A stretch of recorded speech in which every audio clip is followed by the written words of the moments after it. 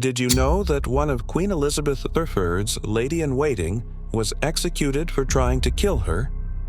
Let me tell you more about what was really going on during her glorious reign.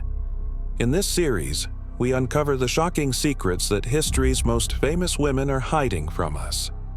From a royal pig assassination plot to poisoned love potions, you'll be shocked at what these powerful ladies were really up to. And all the while, you'll see how their lives would have been very different if they'd been born a few years earlier or later. Before we start, make sure to subscribe so you never miss an exciting episode. The year is 1586. For over 2 decades, Queen Elizabeth II has ruled England with an iron fist. Her enemies in and out of the country are many. There are those who want her to marry and produce an heir, and there are those who just want her dead. But who could have guessed that the woman who's closest to the throne is the one plotting against her? Mary Sidney, Countess of Leicester, is Elizabeth's cousin and one of her closest confidants. She's also married to Robert Dudley, Earl of Leicester, the Queen's former suitor, who's now one of her most trusted advisors. Together, they form a trio that's so tight that some courtiers even accuse them of having an affair. Now, whether or not they're sleeping together, Mary does have her hands in the proverbial cookie jar. The young queen has been ruling alone since the age of 17 following the death of her half-sister, Queen Mary the Shrew. Now in her early 40s, she's never married and has no children, though there have been plenty of suitors at her door. Mary acts as her cousin's agent, thwarting every potential match. Why? Because Mary wants the throne for herself. As the daughter of Henry VIII's sister, Mary is closer in bloodline to the throne than Elizabeth. What's more, she believes that Elizabeth's illegitimacy means that she should never have been queen in the first place. After all, Elizabeth's parents, Henry VIII and Anne Boleyn, weren't married when she was born. Henry had to annul his marriage to Catherine of Aragon to marry Anne, which made Elizabeth a bastard in the eyes of the Church. For nearly 20 years, Mary has waited patiently for her cousin to die without producing an heir so that she can take the throne. But Elizabeth shows no signs of giving up, and Mary's getting desperate. She begins planning with Robert Dudley how they will seize power and exact revenge on those who have wronged them. Now, you might be wondering why Mary didn't just grab the throne for herself when Mary died. After all, she was next in line.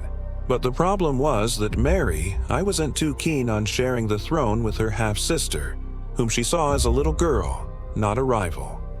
When Mary ascended to the throne in 1553, Elizabeth was forced to hide for her life. Eventually, Mary agreed to pardon her, but it came with the condition that Elizabeth would never marry or have children. This meant that Mary was buying Elizabeth's loyalty, but she got more than she bargained for. Elizabeth remained loyal until her death in 1558, but Mary's scheming doesn't stop there.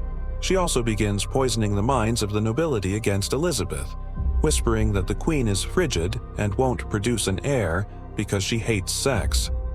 Of course, this couldn't be further from the truth. Elizabeth may have chosen not to marry, but she certainly wasn't opposed to sex. In fact, she had a number of lovers throughout her life. However, she was careful to keep her private life private and her lovers out of the public eye. Mary uses this to her advantage, painting the queen as an unwomanly shrew who's in league with the devil. Meanwhile, Elizabeth suspects nothing. She trusts Mary implicitly and has no idea that her cousin and the man she thought of as a brother are conspiring to kill her. The year is 1568, and Mary, Countess of Leicester, is living in exile in France. Her cousin, Queen Elizabeth I of England, has been on the throne for 8 years, and still there's no sign of her giving up her independence or producing an heir. Mary is growing impatient. She's convinced that Elizabeth is deliberately frustrating her so that Mary will be forced to take action and depose her. Now, you might be wondering why Mary didn't just return to England and overthrow Elizabeth when she went into exile. After all, she had plenty of support both at court and in the nobility. However, Mary knew that it would be difficult to raise an army in England without being there in person. She needed to be close to the country to rally the troops and gather supplies. So she decided to stay in France and wait for her opportunity. But while she's gone, her position at court grows weaker. With each passing day, her rivals are gaining ground and her supporters are beginning to waver. She realizes that she needs to do something drastic if she wants to reclaim her position. Mary reaches out to the man she believes can help her, the Duke of Guise, a powerful French nobleman who's also a personal friend of hers.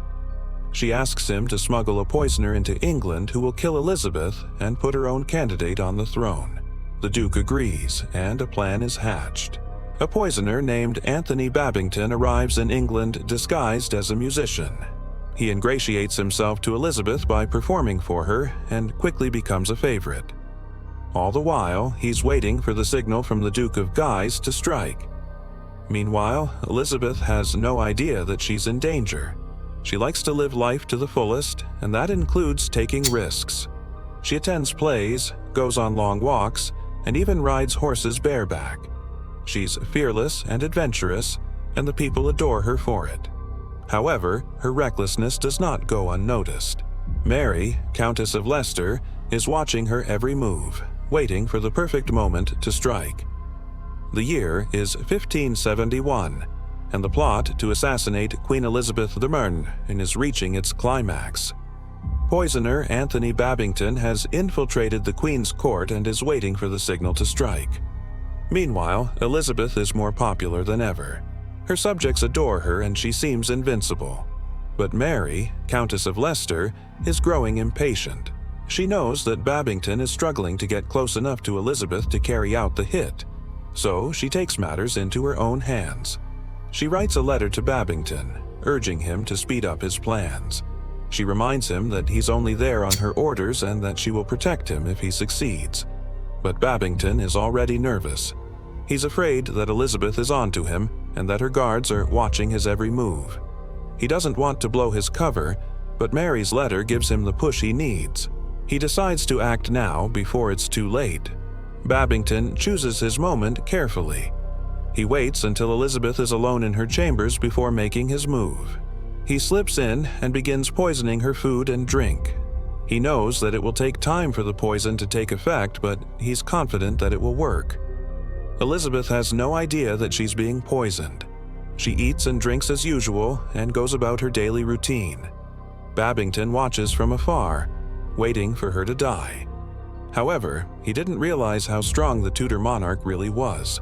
Elizabeth feels ill, but she refuses to let it stop her. She continues to carry out her duties and appears in public as usual. Her subjects have no idea that their beloved monarch is dying. But after weeks of battling the poison, Elizabeth finally succumbs. She dies in her chambers, and Babington is arrested. He confesses everything and is executed for treason. Mary, Countess of Leicester, flees to France where she lives out the rest of her days in exile. Now, you might be wondering why Elizabeth survived the poisoning for so long. After all, Babington was able to poison her food and drink without being detected. Well, it turns out that Elizabeth had a very healthy diet and didn't indulge in rich foods or alcohol. This made it difficult for Babington to poison her, and he had to try several times before he finally succeeded. It's also worth noting that Elizabeth was a strong and resilient monarch. Even after being poisoned, she refused to let it defeat her. She continued to carry out her duties and appear in public, showing her subjects that she was still in charge. So there you have it. The secret behind Elizabeth's survival of the assassination attempt is her strength, both physically and mentally. As always, thank you for watching. And if you want to learn more about the Tudors, check out my other videos.